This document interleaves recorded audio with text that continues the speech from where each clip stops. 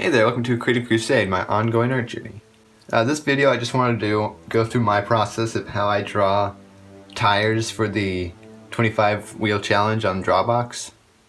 Essentially this video is just going to be a review or addition to what Uncomfortable said in his video, so that video is basically what this video is based on, and this video is essentially just to show how I go about it, and maybe it can show a little more of the process of doing it without an ellipse guide. But I don't know, I just thought this might be helpful to somebody, so I'm gonna show you my process of how I go in and draw a tire for this challenge. So first, obviously, you get a reference image of some kind, just of a tire, whatever. So first off, I like to just warm up and just kind of like take a scrap piece of paper and just essentially you just don't even care about it much. You just try to get practice down on drawing those tire shapes. And it doesn't have to be good because obviously it's just practice. And I'm just pretty much just blocking out what I think needs to be there. I'll probably do about, I don't know, like 3 to 5 of these of just this, and then maybe I'll go into a more detailed one just because. And this really helps get out the kinks or whatever in your shoulder. It just helps you to warm up and eventually get that nice tire you're trying to go for.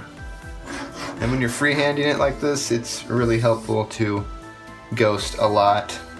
And this middle line I'm doing is just like it's supposed to be the center point that goes all the way around. It's never accurate because I'm freehanding it. It's really hard. So now let's pick this one. Then I like to put a line in here as well to kind of show that inner tube.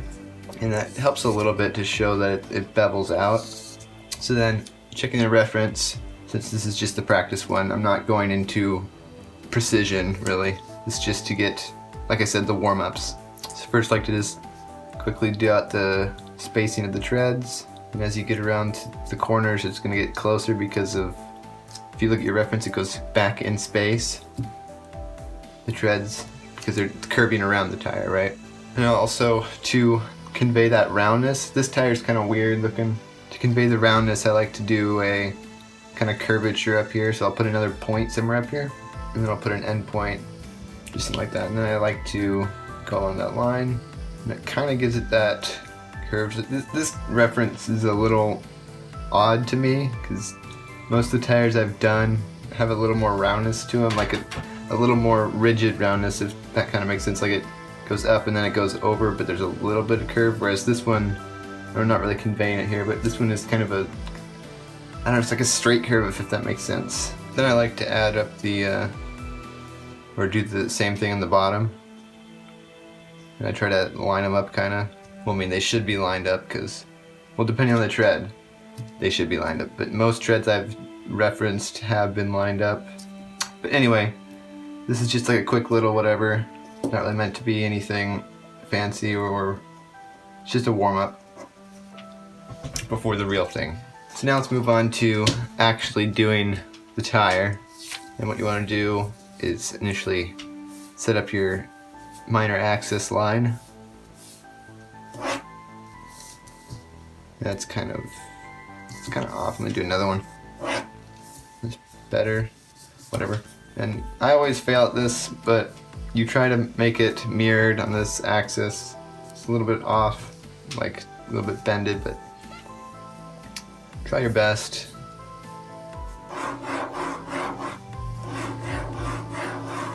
In the middle line.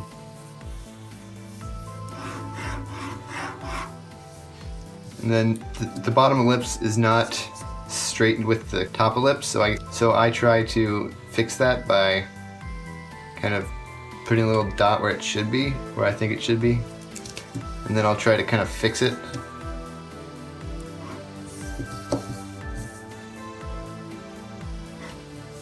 Something like that.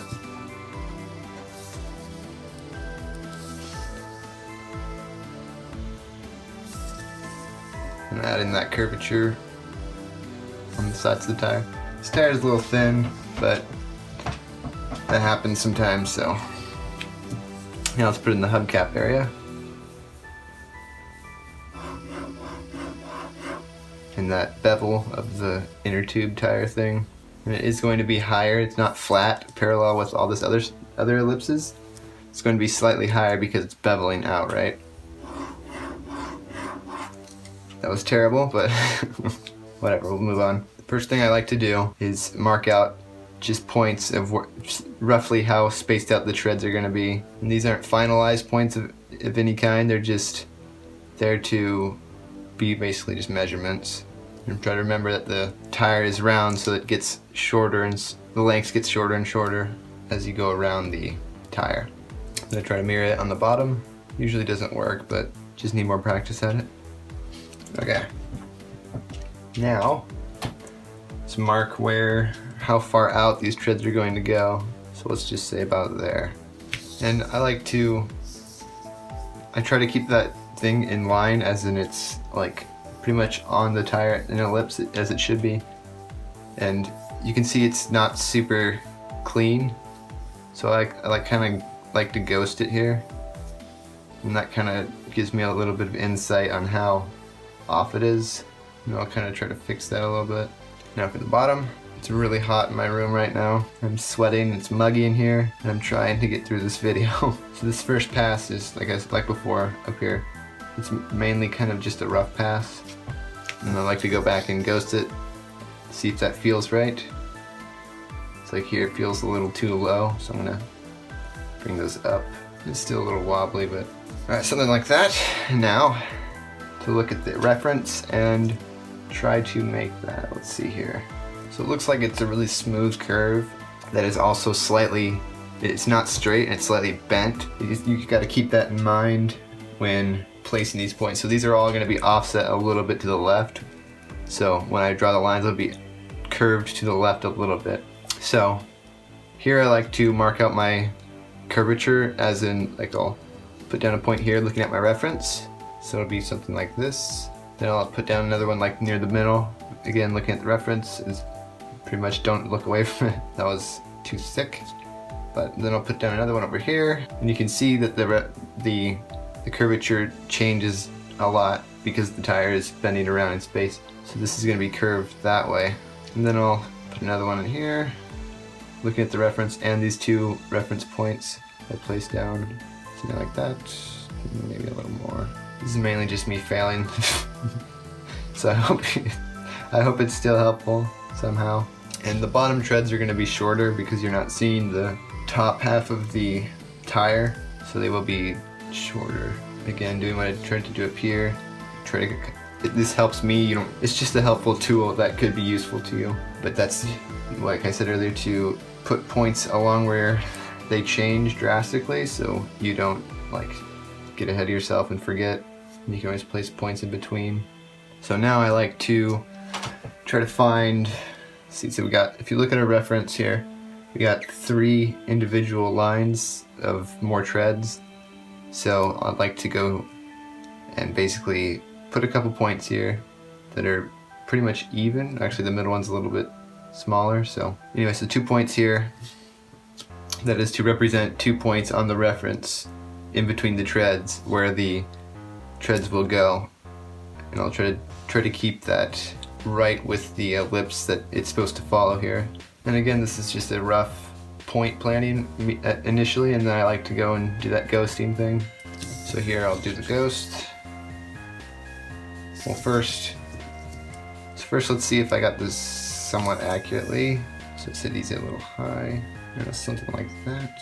It's kind of hard to tell. I don't normally draw this way. I usually have a drawing board that lifts it up a little, so it's a little easier for me to see.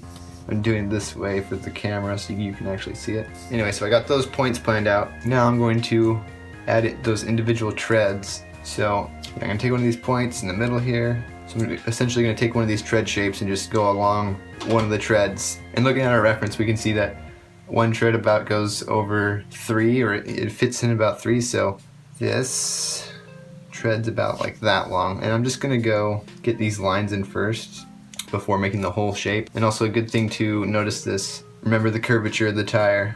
So your lines will change shape. They're not going to all be the same exact angle.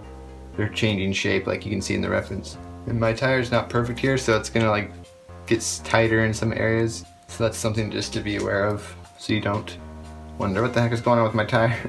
And I'm gonna do the bottom tread as well. Okay, so now I'm gonna add the second line here like this, which is to separate those treads. Now I'm gonna do the bottom and top halves. Alright, so now we can work on the middle tread, and I'm gonna compartmentalize this. So, because on the reference photo it's pretty much all one straight tread, but like it's all connected, but I'm gonna try to just make it not connected, so it's a little bit easier to draw for me. Gonna give it a little more space, which isn't really working. So now I'm gonna add this top part here so it looks like they're each individual little piece. Alright, now let's do the hubcap. So looking at a reference, looks like there's a middle piece. It's almost elliptical, whatever that word means. Just gonna plot out these points, kind of little ellipses. And you should always be trying to draw from your shoulder, which I haven't been, unfortunately. I really should though. It's really hard to see, but anyway. So my phone died. If you haven't watched Uncomfortable's video, you should do that. I'll leave a link in the description. It's very helpful, and this video pretty much just built upon that, I hope. Anyway, so thanks for watching, and I'll see you later.